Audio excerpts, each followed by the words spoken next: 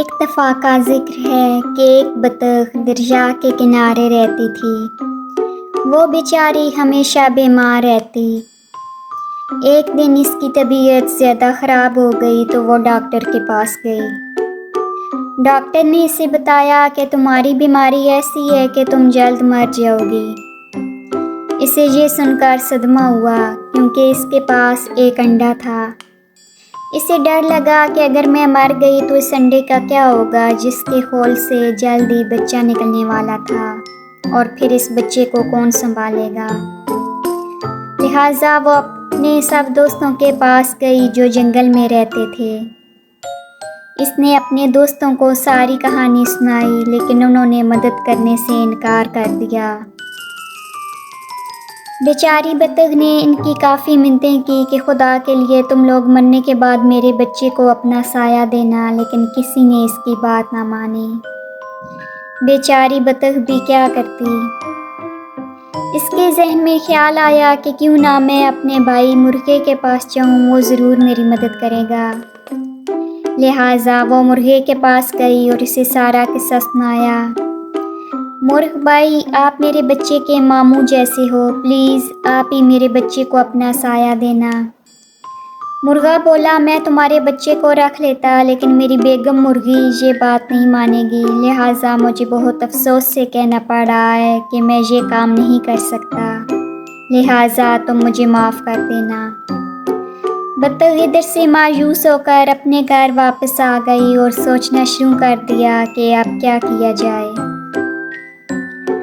اچانک اس کے ذہن میں ایک ترکیب آئی اور اس نے موقع ڈھونڈ کر یہ کام سر انجام دے دیا اور خود جا کر ایک درخت کے کنارے بیٹھ گئی۔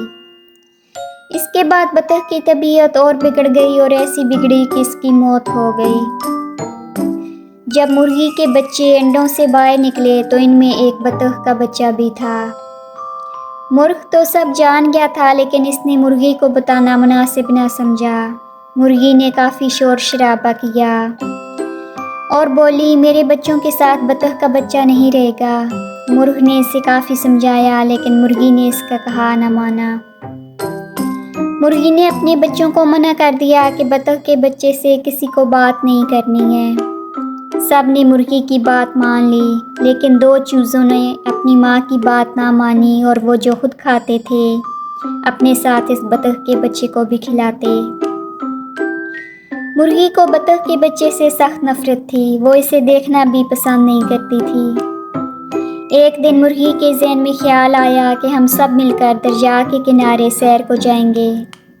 ہم سب واپس آ جائیں گے اور بطخ کے بچے کو وہیں چھوڑ آئیں گے، اس طرح اس سے جان چھوٹ جائے گی۔ وہ لوگ سیر کو نکلے، وہاں پہنچتے ہی ایک چوزا دریا کے کنارے چلا گیا اور ڈوبنے لگا۔ یہ دیکھ کر مرغی زور زور سے چیخنے چلانے لگی۔ چونکہ بطخ کے بچے کو تیرنا آتا تھا لہٰذا اس نے فوراً دریا میں تیرنا شروع کر دیا اور اس چیزے کو نکال کر باہر لے آیا۔ مرغی نے جب یہ دیکھا تو اپنے کیے پر کافی شرمندہ ہوئی اور اس نے بطخ کے بچے سے معافی مانگ کر اسے اپنا بیٹا بنا لیا، اور اس طرح وہ سب ہنسی خوشی رہنے لگے۔